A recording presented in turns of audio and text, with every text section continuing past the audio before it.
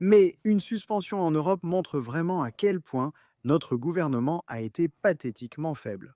Avant d'en arriver là, je dois d'abord mentionner l'incroyable, et vous savez que je suis un grand fan de Chelsea, un abonné de Chelsea, les scènes incroyables que nous avons vues hier soir.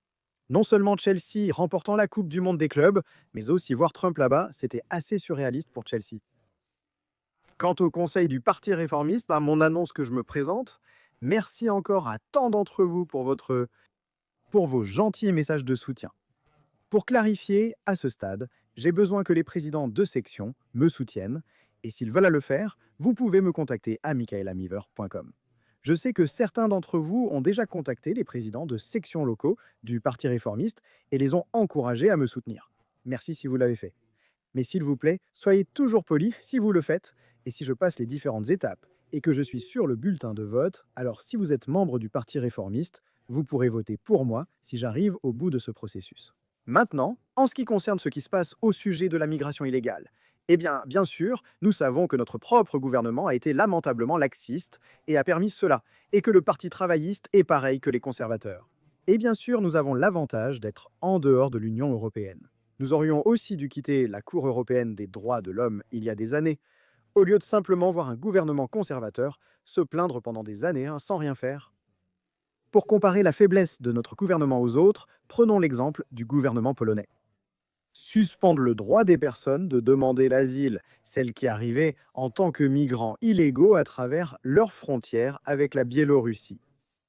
Vous avez ensuite vu récemment le Parlement polonais voter pour prolonger cette suspension de l'asile. Et regardez le résultat du vote. 366 en Pologne ont voté pour contre seulement 17 contre. Et regardons simplement ce que fait la Grèce maintenant, car la Grèce a également mis en place une suspension. Vous avez vu une suspension des demandes d'asile, adoptée à nouveau à une large majorité, 177 pour, 74 contre, l'opposition venant sans surprise de la gauche en Grèce. Mais la Grèce, le Parlement grec, a approuvé une suspension de 3 mois des demandes d'asile pour les personnes arrivant par bateau depuis la Libye. Et vous pouvez voir ici les suspects habituels, l'Organisation des Nations Unies. Divers responsables des droits de l'homme s'agitent à ce sujet, mais vous voyez là le ministre des Affaires migratoires, qui s'adresse à ceux qui sont en Grèce. Jusqu'à 1000 personnes arrivent chaque jour, et il décrit la situation comme ressemblant à une invasion. Où ai-je déjà entendu ça, hein? Comme je l'ai dit, l'Organisation des Nations Unies s'en plaint et reconnaît le droit de la Grèce à gérer ses frontières. N'est-ce pas très gentil de leur part? Mais il leur rappelle qu'ils doivent y respecter le droit international et européen. Parce que, bien sûr, certaines personnes pensent maintenant que cela prime sur la démocratie nationale. Mais vous voyez ici le Premier ministre de la Grèce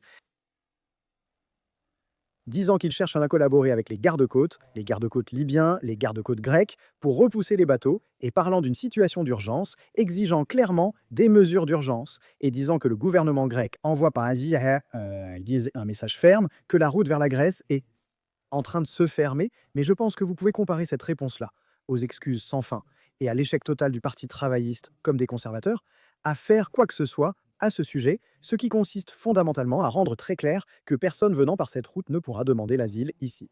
Comme toujours, les gars, je continuerai bien sûr à vous tenir au courant de tout cela et de bien d'autres choses. Alors n'hésitez pas à mettre un petit pouce bleu à cette vidéo, cela me ferait vraiment plaisir. Et comme toujours, merci de regarder.